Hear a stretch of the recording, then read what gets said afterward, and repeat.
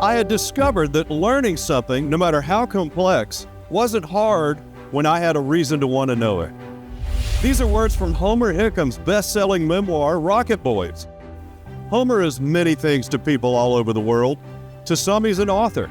To others, he's a retired NASA engineer and space advocate. To those at the U.S. Space and Rocket Center, Homer is something more. Homer was born in Coalwood, West Virginia. As a teenager, he saw Sputnik dot across the October sky and was bit with the space bug. It was after that that Homer and some friends began building amateur rockets. They called themselves the Rocket Boys, and with the encouragement of their chemistry and physics teacher, Ms. Riley, entered the National Science Fair, winning a gold medal.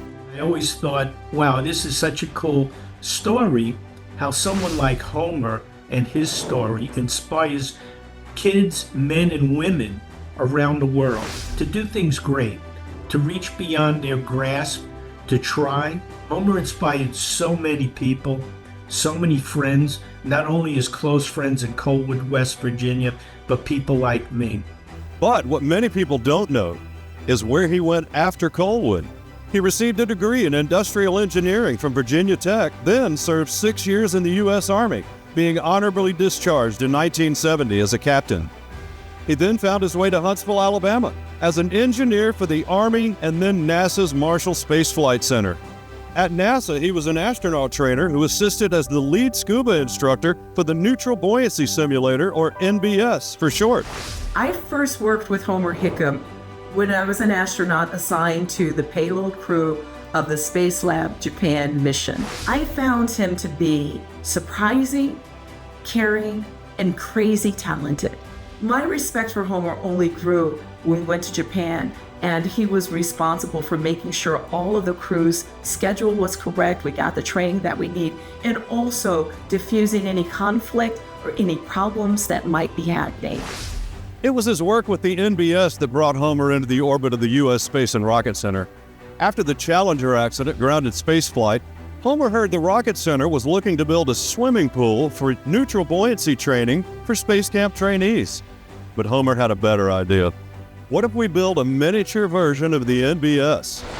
So he came to talk to fellow West Virginian Ed Bugby, who was the executive director at that time. And he and Ed got together, and Homer didn't just suggest the idea.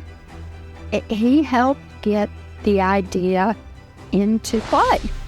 Homer was given a budget, and he set about making the UAT a reality. He had to make it deeper and less wide than he wanted because of the allotted space he was given. Chicago Bridge and Iron Company, who built the original NBS at Marshall, were contracted to build the UAT. They donated the transportation and labor costs to the project, allowing Homer to realize the underwater astronaut trainer. He was a great mentor and made a very challenging job a lot of fun.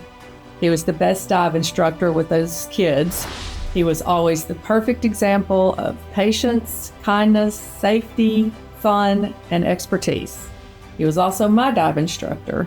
Working with Homer was without a doubt the very best part of my time at the UAT.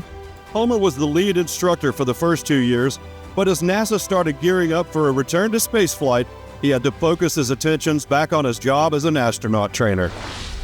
Homer's next brush with the U.S. Space and Rocket Center came after he retired from NASA and had become an author. He also became a member of the Rocket Center's governing board, the Alabama Space Science Exhibit Commission. And he frequently speaks to teachers that come to Space Academy for Educators. You know, in this story, he himself was motivated by Miss Riley, and he always brings it back around to that. And he turns to the teachers and he's like, you could be somebody's Miss Riley. For someone who is so busy and so in demand, he's always found time to make this place a priority. We have miles to go, Homer Hickam, and I want to be there with you. I want to help you any way I can. You deserve this award for everything you've done for all the kids you've inspired. Homer, I'm your forever colleague, friend, and fan. Congratulations.